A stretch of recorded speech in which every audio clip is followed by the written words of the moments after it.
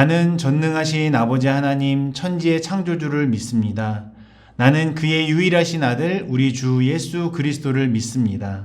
그는 성령으로 잉태되어 동정녀 마리아에게서 나시고 본디오 빌라도에게 고난을 받아 십자가에 못 박혀 죽으시고 장사된 지 사흘 만에 죽은 자 가운데서 다시 살아나셨으며 하늘에 오르시어 전능하신 아버지 하나님 우편에 앉아 계시다가 거기로부터 살아있는 자와 죽은 자를 심판하러 오십니다. 나는 성령을 믿으며 거룩한 공교회와 성도의 교제와 죄를 용서받는 것과 몸의 부활과 영생을 믿습니다. 아멘.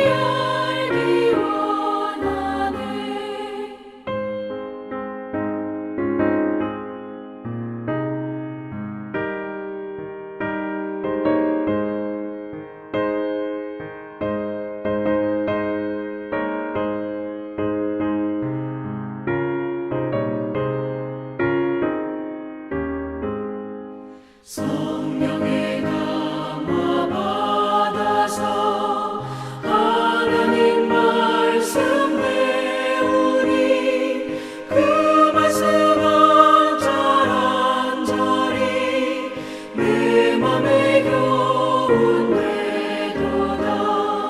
내 평생의 소원, 내 평생의 소원, 계속해 주신 사랑을 간절히 알기 원하네. 예수가 계신 보좌는 영광에 둘려 있도다. 평화의 왕이 오시니 그 나라 왕성하도다. 내 평생의 소원, 내 평생의 소원, 계속해 주신 사랑을 간절히 알기 원하네.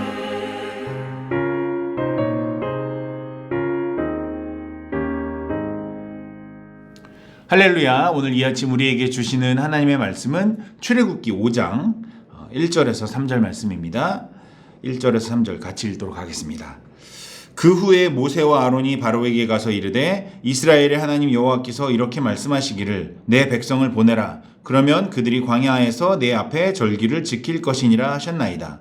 바로가 이르되 여호와가 누구이기에 내가 그의 목소리를 듣고 이스라엘을 보내겠느냐. 나는 여호와를 알지 못하니 이스라엘을 보내지 아니하리라. 그들이 이르되 히브리인의 하나님이 우리에게 나타나셨은즉 우리가 광야로 사흘 길쯤 가서 우리 하나님 여호와께 제사를 드리려 하오니 가도록 허락하소서. 여호와께서 전염병이나 칼로 우리를 치실까 두려워하나이다. 아멘. 우리 주님의 말씀입니다. 자, 오늘은 Knowing God, 하나님을 아는 것이라는 제목으로 함께 은혜를 나누려고 하는데요. 이 사실 Knowing God은 이 시대 뭐 최고의 복음주의자라고 하는 그 제임스 패커 목사님의 책 여호와를 혹은 하나님을 아는 지식, 영어 제목이 이제 Knowing God, 하나님을 아는 지식이라는 책인데요. 이 책의 제목을 이제 제가 차용해서 한번 접었습니다. 오늘 이 본문 2절에 보니까요, 아까 읽으셨듯이 이 바로 왕이 여호와를 알지 못하니라고 했습니다. 자, 그러면 하나님, 즉 여호와를 아는 것은 무엇이고 알지 못하는 것은 무엇인가? 오늘 이 본문을 통해서 함께 좀 살펴보려고 합니다. 오늘 본문 이제 출애굽기 5장 이야기는 사실 별게 없는데요. 이 3장부터 4장, 어제와 그제 이어진 내용을 좀 우리가 볼 필요가 있습니다. 3장에서 하나님이 모세를 부르셔서 그 호렙산에서 불붙은 떨기나무에서 이제 하나님을 보이시고 이제 모세를 하나님의 종으로 부르시지 않습니까? 그래서 애굽으로 가서 내 백성을 데리고 나오라 이런 명령을 주십니다. 근데 이 모세가 주저주저 하니까 4장에서 계속 오 주여 보낼 만한 자를 보내소서 막 이렇게 변명하고 이러니까 하나님이 여러 이적을 보여주시고 또 든든한 지원군인 아론 형을 만나게 하시고 같이 또 이스라엘 장로들에게 가서 이적을 또 보여주니까 또 그들이 이 모세와 아론을 백성의 지도자로 삼고 이런 과정들을 통해서 하나님께서 이 모세에게 안심하는 마음을 주셨다는 것이죠. 그래서 4장 31절 마지막 절에 보니까요. 백성이 믿으며 여호와께서 이스라엘 자손을 찾으시고 그들의 고난을 살피셨다함을 듣고 그들이 머리 숙여 경배하였더라. 다시 말하면 주저주저하고 머뭇머뭇했지만 결국은 하나님을 알고 하나님을 순종했던 모세에게 하나님이 그 길을 조금씩 점차 열어주셨다는 것입니다. 자, 그러면 오늘 이 본문 5장 1절은 그 후에라고 시작하는데요. 아까 말씀드린 대로 이 이스라엘 백성들에게 특히 그 지도자들에게 마음을 얻게 되는 그런 하나님의 확증을 보여주신 직후 이 바로 왕에게 나아가는 장면이 바로 이 우리가 읽은 이 출애굽기 5장이 되겠습니다. 다 아시다시피 바로는 내 백성을 보내라 이렇게 말씀하신 하나님의 말씀, 그 하나님의 말씀을 대언한 그 모세의 말에 콧방귀도 뀌지 않고 오히려 9절에 나온 것처럼 이스라엘 이 히브리 사람들 그 사람들의 노동을 무겁게 함으로 그 수고롭게 하여 그들로 그 거짓말을 듣지 않게 하라. 다시 말해서 이 모세가 내 백성을 보내라는 하나님의 말씀을 듣고도 하나님의 존재를 알고도 그 소식을 접수했음에도 불구하고 오히려 더 큰 노역, 더 큰 일을 줌으로 인해서 옛날에는 그 벽돌을 지을 때 지푸라기를 갖다 줬단 말이에요. 이제는 그 지푸라기조차도 찾아오는 일을 자기들이 해갖고 뭐 그 곡초 그루터기에서 이렇게 지푸라기를 찾아와가지고 그 재료들로 벽돌을 똑같은 수량, 똑같은 수효를 만들려고 한 것이죠. 다시 말하면 그 이스라엘 백성들에게 일은 더 많이 줬으면서 시간이나 그 분량은 똑같이 했다는 것입니다. 한마디로 이 바로가 생각할 때 이 이스라엘 종들이 이 노예들이 게을러 빠져가지고 즉 몸이 덜 고되니까 그런 이제 아니란 생각을 한다고 이런 이제 바로가 생각을 했다는 것이죠. 참 나빴죠. 우리 일제 치하에서 우리 일본이 우리나라를 그렇게 수탈하고 괴롭혔지 않습니까? 그리고 막 어떤 면에서 막 이제 때리고 고문하고 일본의 그 뭐 나카무라 순사처럼 아니면 뭐 도끼로 이마카 뭐 이런 사람들 있지 않습니까? 이 이스라엘 감독들이 이 바로의 왕의 말을 듣고 더 이스라엘 노예들을 괴롭히고 더 학대하고 오늘 14절에 보니까 마구 이 이스라엘 사람들을 때리고 어떤 폭력을 휘둘렀던 것으로 보입니다. 결국 이스라엘의 이 백성의 관리자들 있지 않습니까? 그 장로들과 지도자들이 왕에게 찾아갑니다. 바로 왕에게 찾아가서 우리가 매를 맞고 이렇게 일을 하고 있습니다. 이렇게 항소하니까 이 17절에 이 바로가 이렇게 얘기를 하죠. 바로가 이르되 너희가 게으르다 그러므로 너희가 이르기를 우리가 가서 여호와께 제사를 드리자 하는도다. 다시 말하면 이미 마음이 강팍해진 이 바로는 그 이스라엘 백성의 하소연에 꿈쩍도 안 하는 것이죠.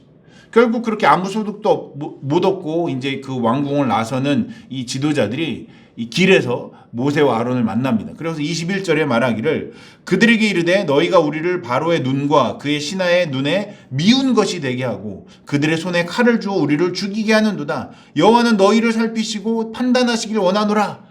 이렇게 하면서 5장이 끝난단 말이죠. 아까는 이제 모세와 아론이 하나님이 보내주신 백성이고 하나님께 참 감사합니다 이랬는데 오히려 이번에는 자신들의 말이 안 통하고 더 일이 힘들어지니까 이 모세와 바로를 원망하면서 하나님이 너희를 판단하실 거다 이렇게 이제 정반대의 소리를 하게 된다는 것이죠.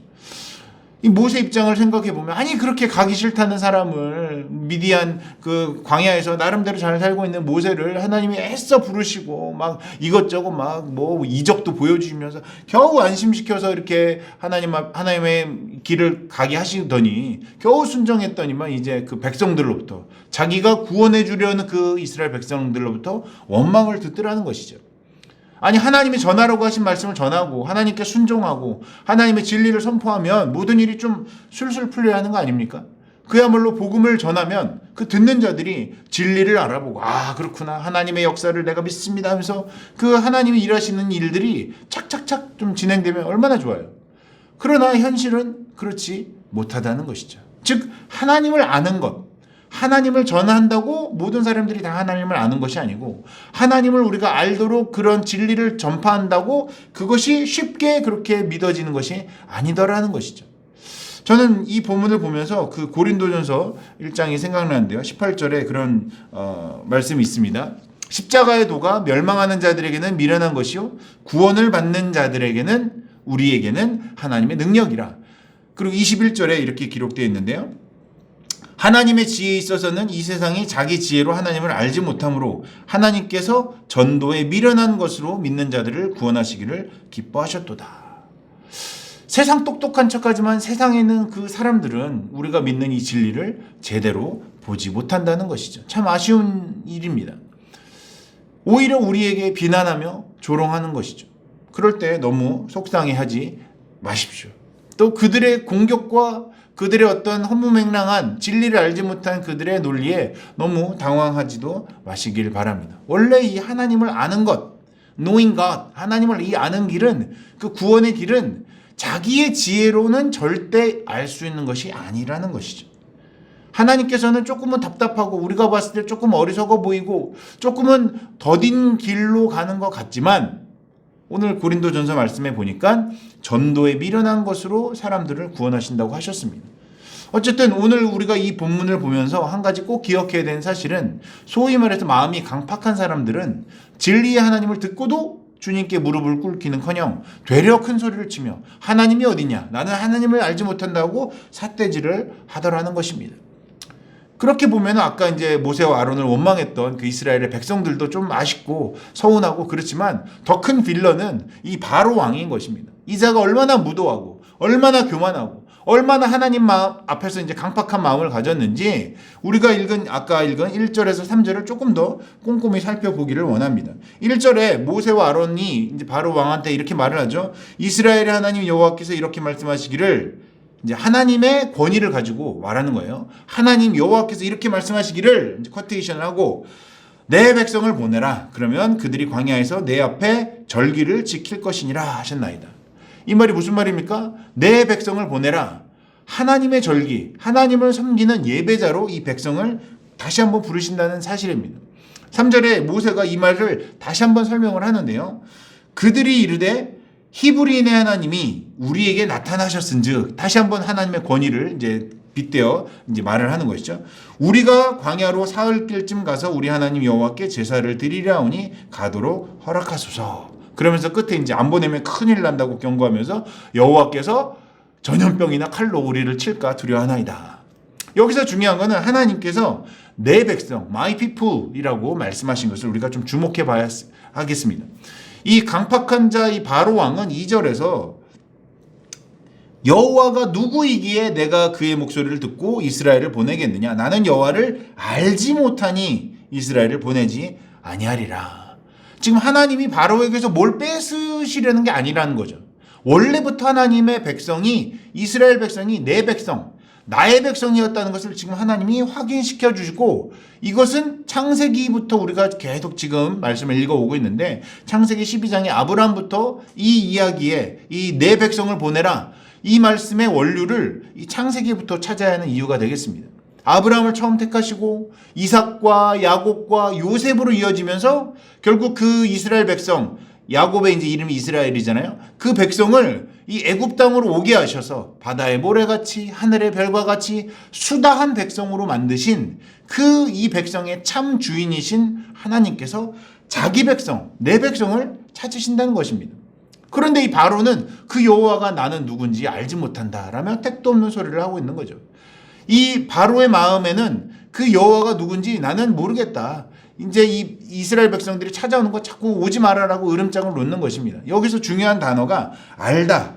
여호와를 알지 못하니 나 여호와가 내 백성을 아노라. 이 알다라는 단어가 중요한데요. 이 알다라는 단어가 히브리어로는 야다라는 말인데요. 여러분 아마 많이 들어보셨을 것입니다. 이 영어로는 know라고 하지만 이 야다라는 히브리 단어는 우리 한국말이나 영어의 알다와 조금 더 차이가 있는 아주 깊고 또 풍성한 의미를 가지고 있습니다.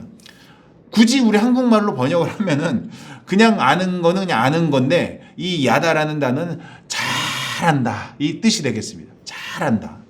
다시 말하면 이 야다라는 단어가 그냥 알다라고도 번역되지만 어떤 히브리어가 이제 영어로나 한국말로는 깨닫다, 혹은 간섭하다, 혹은 어떤 단어에서는 동침하다, 부부와의 관계에서 동침하다라는 의미까지 이 야다라는 단어가 쓰이고 있다는 것입니다.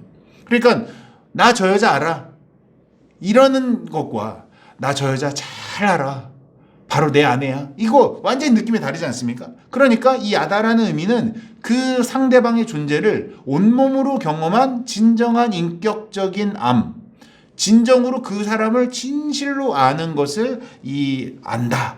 그러니까 여호와를 안다라는 것은 그런 깊고 풍성한 의미를 가지고 있다는 것이죠.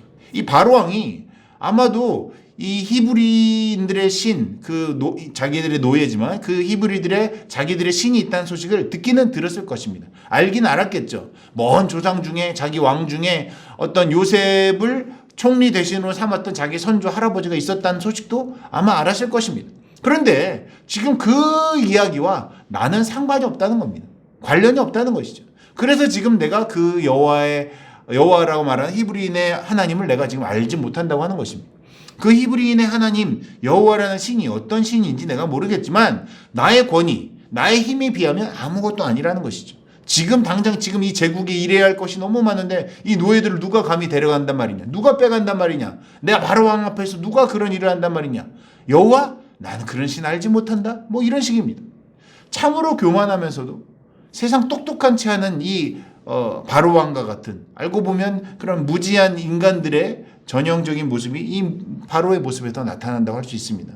즉 하나님을 알아도 좀 제대로 알아야 되는데 어설프게 들어가지고 마치 우리 어린 시절에 부모님 따라서 종교생활 조금 해봤다고, 혹은 친구 따라서 성탄절날 부활절날 교회 좀 나가봤다고 그렇게 깨작깨작 하나님을 아는 것, 그게 하나님을 아는 거 아닙니다.